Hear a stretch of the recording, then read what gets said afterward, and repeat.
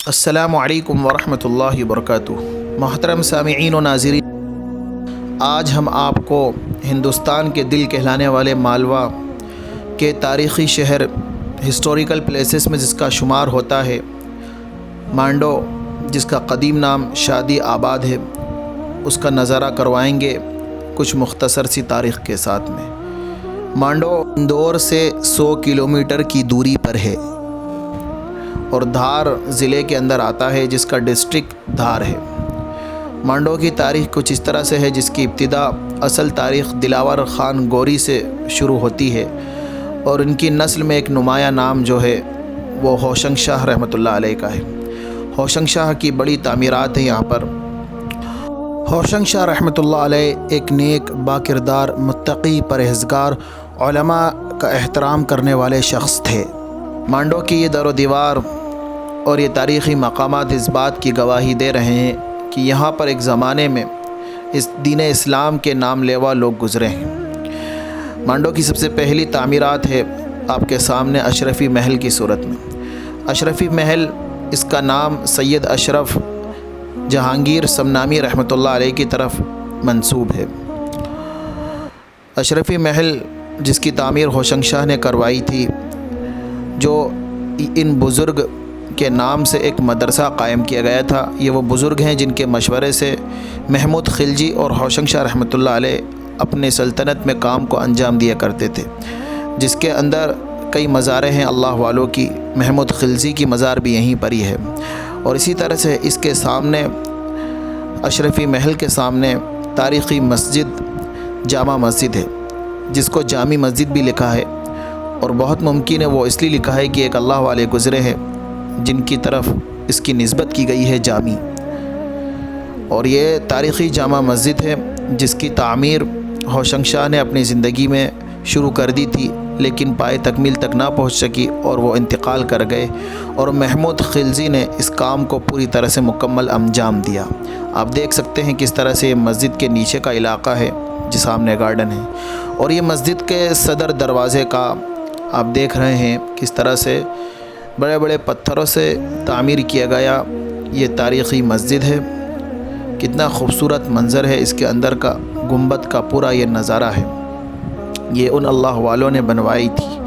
آپ دیکھ سکتے ہیں یہ مسجد کے اندر ہم داخل ہو گئے ہیں، سامنے صحن کا نظارہ ہے، ایک گارڈن ہے، ایک باغیچہ نظر آ رہا ہے، یہ پورا اتنا وسیع اور عریض ہے۔ اس مسجد کی لمبائی 274 فٹ 19 انچ ہے، اور جو اس کی چوڑائی ہے وہ 273 فٹ 6 انچ ہے۔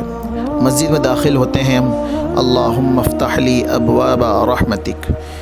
اس مسجد کی بڑی تاریخ رہی ہے۔ ایک بات یاد آ گئی، میں آپ سے عرض کر دوں، یہ مانڈو وہ تاریخی جگہ ہے جہاں کا سفر کیا ہے مفکر اسلام حضرت مولانا علی میاں ندوی رحمۃ اللہ علیہ نے اپنی زندگی میں 4 مرتبہ۔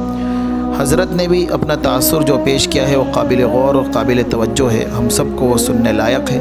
حضرت نے مغلیہ سلطنت کے اعتبار سے 3 باتیں بڑی اچھی کہی ہیں۔ پہلی بات حضرت نے فرمائی کہ مغلیہ سلطنت میں ان سلاطین نے اور ان بادشاہوں نے بڑے اچھے کام کروائے کہ مدرسے قائم کروائے، خانقاہیں قائم کروائیں، مساجد قائم کروائے، سرائے بنائے، لیکن کمی کوتاہی ان سے یہ رہ گئی کہ انہوں نے ان سارے کاموں کے ساتھ ساتھ ان کی بقا کے لیے اور ان کی ہمیشگی کی جو محنت تھی، دین سے ان کو دعوت دین سے مربوط نہیں کیا، جو ان کی بقا میں بڑا جس کا حصہ تھا، کہ آج افسوس کی بات ہے یہ ساری چیزیں ویران ہیں۔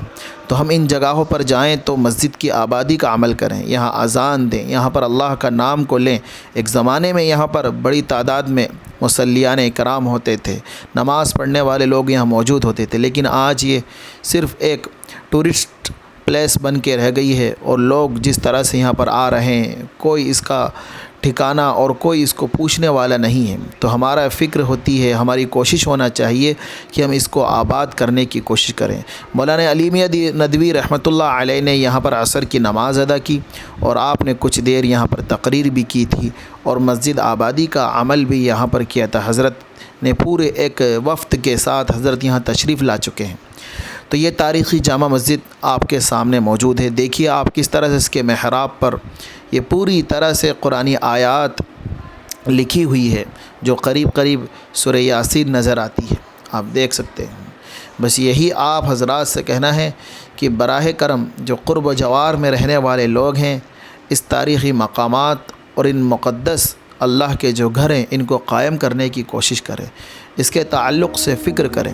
اگر یہاں جائیں تو کچھ نہ کچھ ایسا عمل جو اللہ کو محبوب ہے، اور یہ مسجدیں جو ویران بنتی جا رہی ہیں، جو ہم سب کے لیے بہت ہی فکر کی ضرورت ہے، ہم سب کے لیے بڑی کوششوں کی ضرورت ہے۔ آپ دیکھ سکتے ہیں جامع مسجد کے محراب میں اللہ رب العالمین کے کلام مجید کی سورہ یاسین لکھی ہوئی ہے۔ اب یہ دیکھیے ایکو پوائنٹ ہے، عجیب و غریب کمیونیکیشن کا نظام اس زمانے کا تھا کہ ایک طرف سے آواز دی جائے جو بہت دور تک جاتی ہے اور دوبارہ لوڈ کر وہ آواز آپ کے پاس میں آتی ہے۔ یہ اس زمانے کا ایک میسج دینے کا طریقہ تھا اور ایکو پوائنٹ ہے یہ، اور اس زمانے کا ایک کمیونیکیشن تھا جو کہ یہ، اور اسی طرح سے یہ سارے مقامات ہیں، یہ تاریخی چیزیں ہیں جو ہم سب کے لیے غور اور فکر کا ذریعہ۔ اس کے بعد میں ہم دیکھتے ہیں مانڈو کی ایک عظیم جو بڑی محل کہلاتا ہے، پہاڑ کی چوٹی پر واقع ہے، وہ ہے رانی روپمتی محل، جو کہ لوگوں کی زبان پر ایک داستاں ہے پیار و محبت کی، باز بہادر اور رانی روپمتی کی، کہ اس طرح سے رانی روپمتی کے لیے باز بہادر نے یہ تاریخی عمارت جو پہاڑ کی چوٹی پر ہے بنوائی تھی، اور یہاں سے رانی روپمتی نرمدا کا دیکھا کرتی تھی، نرمدا ندی کی جانب۔ یہ دیکھ سکتے ہیں بڑی اونچائی کے اوپر ہے، کیا خوشنما منظر ہے کہ چاروں طرف ہریالی ہے اور چھوٹے چھوٹے بستیاں اور گاؤں اور قریہ یہاں سے نظر آ رہا ہے۔ اسی کے ساتھ ساتھ آپ اس تعمیرات کے اندر دیکھیے کس طرح سے اس کو بنایا گیا ہے اس زمانے میں، اللہ اکبر، کہ جو بہت اونچائی پر ہے اور جہاں سے دور دور تک ایک خوشنما منظر ہے، ایک نظارہ ہے۔ آپ تصور کیجئے کہ اس زمانے میں جب کوئی کرین کا اور JCB کا اور اس طرح کی مشینوں کا کوئی تصور نہیں تھا، اس زمانے میں لوگوں اور کاریگروں کے ذریعے سے اتنے بڑے بڑے پتھروں کی عمارت بنائی گئی جو آج آپ کے سامنے موجود ہے۔ آپ دیکھ سکتے ہیں کس طرح سے بائیں جانب یہ جو جگہ دکھ رہی ہے یہ روشن دان ہے۔ یہ جگہ جو دکھ رہی ہے رانی روپمتی کے اسنان گرہ کہتے ہیں اس کو، نہانے کی غسل خانہ تھا، نہانے کی ایک جگہ تھی۔ جس طرح سے آپ دیکھ سکتے ہیں اس قدیم زمانے کی یہ عمارت ہے اور اس کی تاریخی مقامات ہیں، کس طرح سے اس کو بنایا گیا ہے، اس کو تعمیر کیا گیا ہے، جو آج ہم سب کے سامنے اسی کی طرح موجود ہے بالکل۔ تو یہ پورے وہ مقامات ہیں، یہ جگہ ہے، روشنی کا پورا خیال رکھا گیا ہے۔ اور روشنی جیسا کہ دیکھیے مانڈو کی اہم ترین اور خوبصورت عمارتوں میں بڑی بنیادی عمارت ایک ہے، یہ سامنے محل کی صورت میں جہاز محل۔ اس کی تعمیر بھی غیاث الدین خلجی نے کروائی تھی۔ اس کو جہاز محل کہنے کی وجہ یہ ہے کہ اس کے مشرق اور مغرب جانب میں تالاب ہیں، ایک کپور تالاب اور ایک منج تالاب، اور اس کے ایک سائیڈ میں چمپا باولی ہے، جو جہاز محل کی چھت کے اوپر کھڑے ہونے سے اس باولی کے اندر پورا جہاز محل کا عکس ریفلیکٹ نظر آتا ہے۔ آپ دیکھ سکتے ہیں کس طرح سے یہ پورا خوبصورت منظر ہے جہاز محل کا، جو کہ 361 فٹ جس کی لمبائی ہے اور چوڑائی جس کی 48 فٹ 6 انچ ہے۔ یہ پورا جہاز محل پہ جانے کا راستہ ہے اور یہ پورا منظر ہے، اور جس طرح سے یہاں کے نظام میں اور دیکھ ریکھ میں پورا خیال کیا گیا ہے کہ یہ پورا یہ تعمیر کیا ہے غیاث الدین خلجی نے ان کے زمانے میں جہاز محل۔ دیکھیے آپ یہاں سے تالاب یہ پورا نظر آ رہا ہے۔ اس کے بعد میں ہے